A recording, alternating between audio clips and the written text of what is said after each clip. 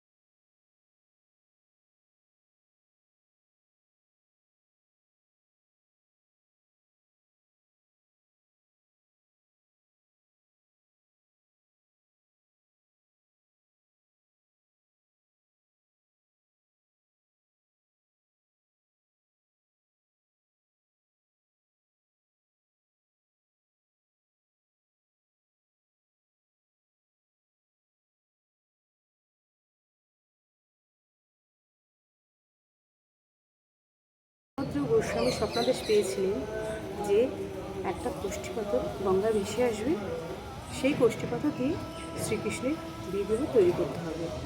খড়দাহের ঘাটে এই কোষ্ঠী পাথরটি ভেসে আসে, তখন তিনি এই কোষ্ঠী পাথরটিকে উদ্ধার করেন। শান্তিপুরের শিল্পী নয়ন ভাস্কর এই কোষ্ঠী পাথর দিয়ে 3টি কৃষ্ণ বিগ্রহ তৈরি করেন। তো প্রথম কৃষ্ণ বিগ্রহটি বল্লভপুরে রৌদ্র পণ্ডিতের কাছে পাঠানো হয়। তিনি এই কৃষ্ণ বিগ্রহটির নাম লিখেছিলেন বল্লভজিউ। আর এই বল্লভজিউ নাম অনুসারে কিন্তু এখন বর্তমান নাম কিন্তু জায়গাটি বল্লভপুর। দ্বিতীয় কৃষ্ণ বিগ্রহটি পাঠানো হয় খড়দহের লক্ষ্মণ পণ্ডিতের কাছে। সেখানে কিন্তু তিনি এই কৃষ্ণ বিগ্রহটিকে নন্দদুলাল নাম দিয়ে প্রতিষ্ঠা করেছিলেন। আর তৃতীয় কৃষ্ণ বিগ্রহটি কিন্তু শ্যামসুন্দর মন্দিরে স্থাপিত রয়েছে। এই হলো আমাদের তৃতীয় কৃষ্ণ বিগ্রহটি।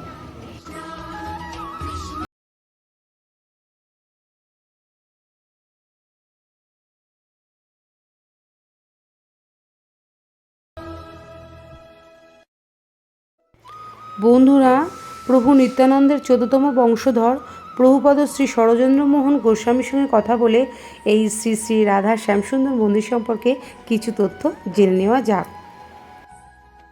জয় নিতাই। আমি শ্রী শরৎচন্দ্রমোহন গোস্বামী, প্রভু নিত্যানন্দের 14দশ বংশধর। আজকে আপনারা এখানে জানতে এসেছেন শ্যামসুন্দর সম্বন্ধে, কিন্তু শ্যামসুন্দর সম্বন্ধে বলতে গেলে আগে আমাকে নিত্যানন্দ বলতে হবে। কারণ নিত্যানন্দ প্রভু চৈতন্যর আদেশে বিবাহ করেছিলেন এবং চৈতন্যের আদেশে শ্রীপাঠ খড়দা এসে বসতি স্থাপন করেছিলেন এবং ওনার চরণাশ্রিত পুরন্দর পণ্ডিত 26 বিঘা জমি দান করেছিলেন। এই জায়গায় যে জায়গায় উনি বসবাস করেছিলেন বর্তমানে সেটি কুঞ্জবাটি নামে খ্যাত। কিন্তু এখানে একটা অদ্ভুত কথা আছে। আগে আমরা যেটা পাই যে এখানকার তখনকার একটা রূপবন্দনা পাওয়া যাচ্ছে, শুনলে আপনাদের নিশ্চয়ই ভালো লাগবে। রূপবন্দনাটা হলো লক্ষ লক্ষ জলে কত প্রদীপ রসাল, গন্ধ মাল্য নানাবিধ ধূপাদি গন্ধেতে, ভ্রমর ঝং করে কত না পারি বর্ণিতে, বিচিত্র নির্মাণ হর্ম গঠন সুন্দর, ধবজ পতাকাতে সবে অতি মনোহর, পারাবাদ কেলি করে বসিয়া কুঠিরে, মৌর মৌরি নাচে কোকিল কুহরের, গঙ্গার সমীপের স্থল অতি সুশোভন, দিব্য ভূষম্বরে দাস দাসীগণ সহজে বৈকুণ্ঠতায় গঙ্গা সন্নিধান, তাহে নিত্যানন্দ প্রভু কইল অবস্থান। বর্তমানে সেই জায়গাটির নাম কুঞ্জবাটি। এখানে তার পুত্র এবং কন্যার জন্ম। পুত্র বীরভদ্রবাবু, কন্যা গঙ্গামণি। সেই বীরভদ্রবাবু শ্যামসুন্দর প্রতিষ্ঠা করেছিলেন আনুমানিক 1575 খ্রিস্টাব্দে, এবং পরবর্তীকালে নিত্যানন্দবাবু দ্বিতীয় স্ত্রী মা জাহ্নবা রাধারানী প্রতিষ্ঠা করেন। এইবার এই যে শ্যামসুন্দর রাধারানী যখন হয়ে গেল, নিত্যানন্দ বংশ বিস্তার হতে আরম্ভ করলো, এবং নিত্যানন্দ প্রভু নিজ গৃহে অর্থাৎ কুঞ্জবাটিতে তিনি দশভুজা মাকে কাত্যায়নী রূপে পুজো করেছিলেন। আনুমানিক 1530-এ তিনি শুরু করেছিলেন। আজকে আপনারা যেখানে দাঁড়িয়ে আছেন এটা মেজবাড়ির গোপীনাথজিউ মন্দির, আমাদের বাড়ি মেজবাড়ি। এই গোপীনাথজিউ মন্দিরে যে রাসমঞ্চটা আপনারা যখন তুলবেন, এই রাসমঞ্চের ওপরে এখনও সেই দুর্গা পুজো হয়ে আসছে। দশভুজা মাকে নিত্যানন্দ যে কাত্যায়নী রূপে পুজো করেছিলেন, বর্তমানে সেটি এবছর সেটা পড়বে 493 বছরে পদার্পণ করবে।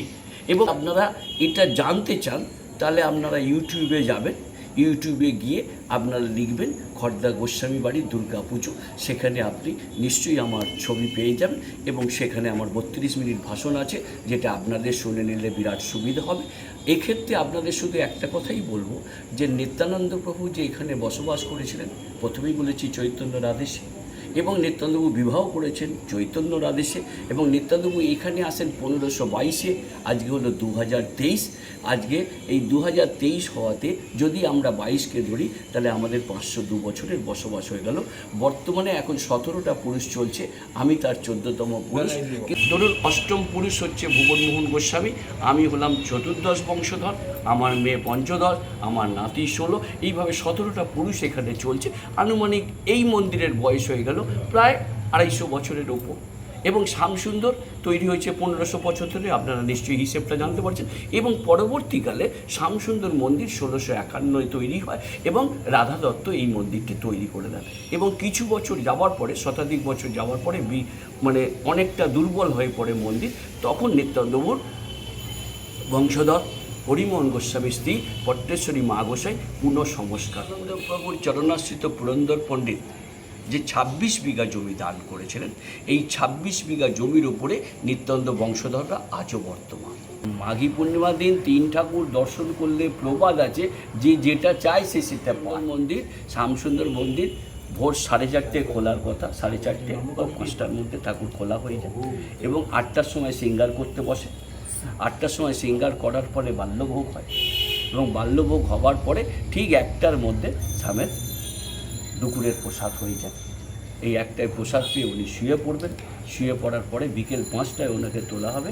এই 7টা থেকে 7:30 পর্যন্ত আপনার আরতি হলো, সন্ধ্যা আরতি। ঠিক 9:25-এ আপনার আরতি শুরু হবে, সে তোলা হবে, তারপরে ঠাকুর আবার শুয়ে পড়বে। এটা প্রত্যেক দিনের কাজ, প্রত্যেক দিন এই বিধি নিয়ম আজও চলে আসছে। এবং এখানে যারা প্রসাদ পাবে তারা মনে রাখবে যে খড়দার প্রসাদের কী ভোগ, এটা না পেলে বিশ্বাস করা যায়। শ্যামসুন্দরকে যে ভোগ আমরা দিই, সচিমা নিমাইকে এইগুলো করে পাওয়া যায়, আর আমরা সেইগুলোই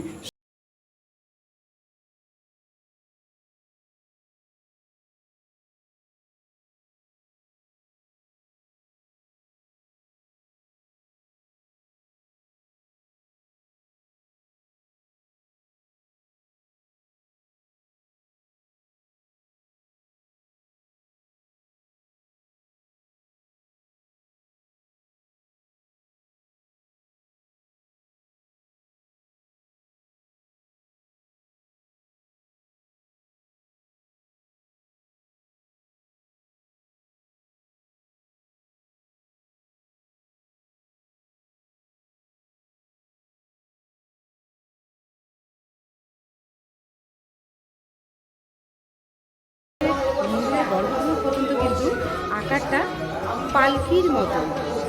আর এই গর্ভগৃহের ভেতরে কিন্তু রূপোর সিংহাসনে বসে আছেন কষ্টি পাথরে